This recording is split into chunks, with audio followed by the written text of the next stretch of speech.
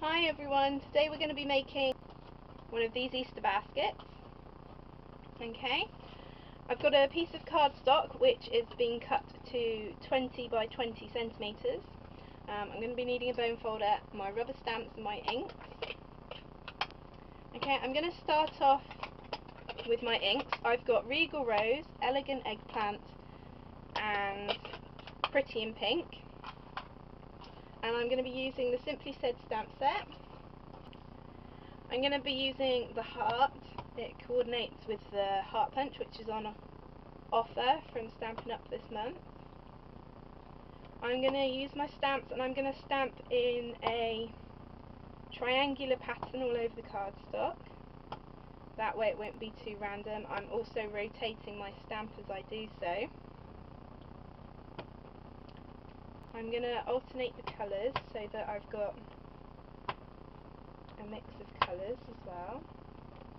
So now we've stamped one side of our cardstock. This is going to be the outside of our basket. Now we're going to need to do some folding. So I'm going to turn the cardstock over and I'm going to fold it corner to corner.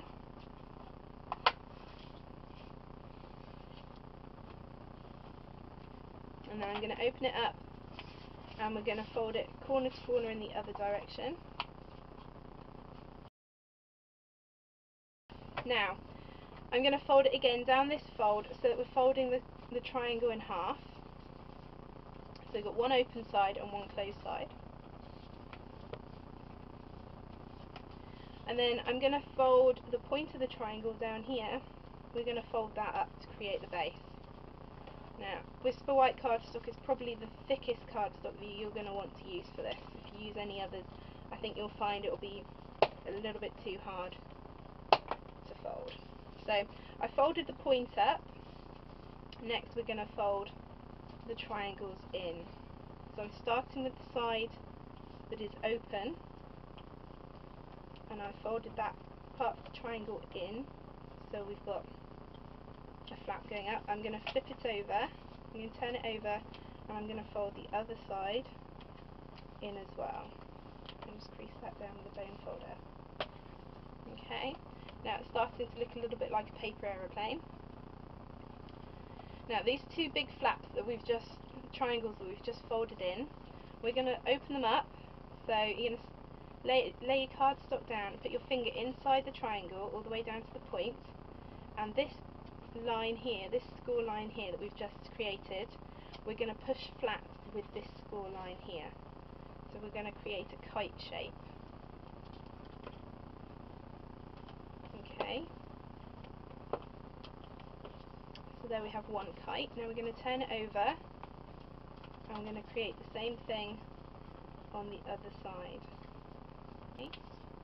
So now I have two, if you like, ears. Now we're going to open that up, and as you can see here we've got a triangle that sits on the inside. We're just going to fold that down. It's easier to do it now than later, so okay. And then we're going to open our square up again. We're going to fold the two kite shapes towards each other, and then we're going to fold it into a triangle again. Okay. Now this time we're going to repeat the process that we just did to create the kite folds on this side, on these two open sides. So I'm just going to fold up the bottom.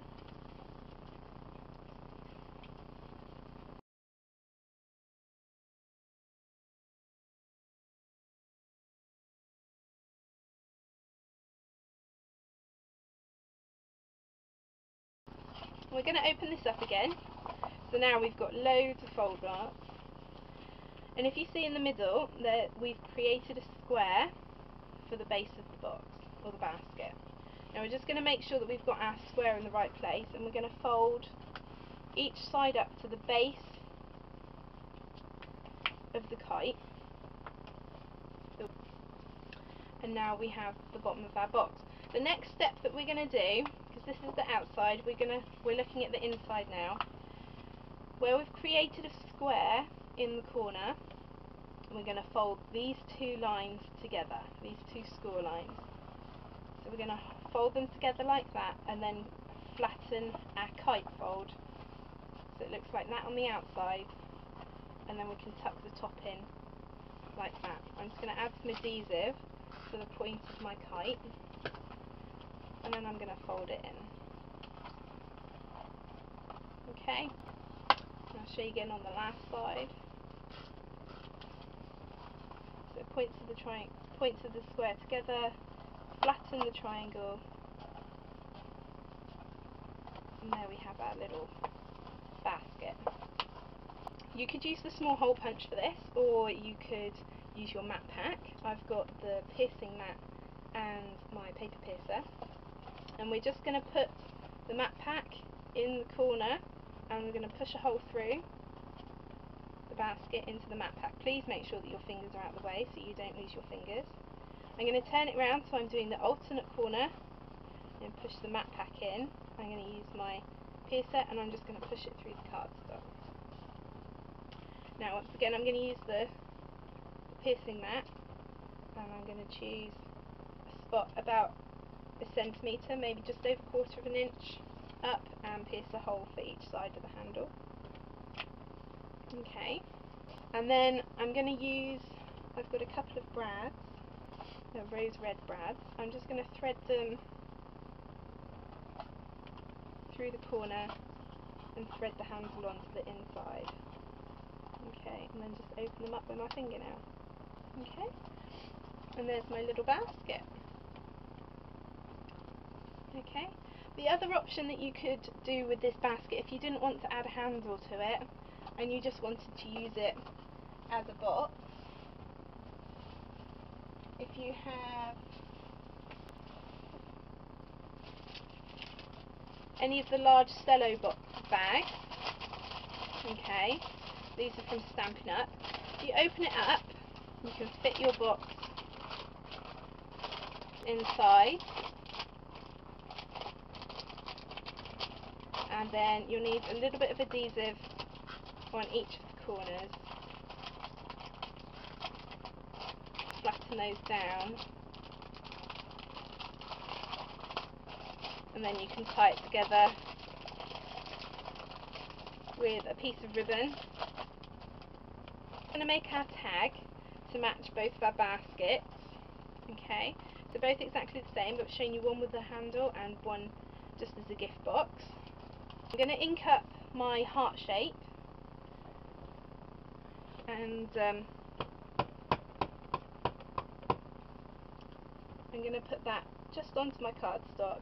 Doesn't really matter where I put that one, but near the bottom would help because then your punch will reach.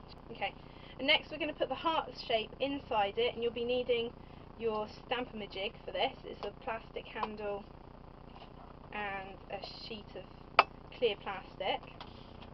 So we're going to put the handle down and we're going to slide the plastic into the corner of the handle. I'm going to ink up my stamp, put my stamp into the corner of my jig and slide it straight down. I have my image. Okay, now I want to line this up in the centre of my heart, so I'm going to decide where I want it. I'm going to put it down, hold it in place, put my handle down, keep my handle still, slip my piece of plastic out without moving the handle, and then slide my heart down, and then it fits just nicely inside the shape of the heart. Now this is the new heart punch, which is just available in the UK for this month, and if you slip your piece of cardstock into the heart punch, it fits just lovely, using the punch upside down again, and you can create a lovely tag. Now that will need a hole in the corner and a piece of ribbon to tie it on. Okay, but there we go, that's our finished baskets. They're really cute, I think you'll agree. Thanks for joining me, and I'll see you again soon.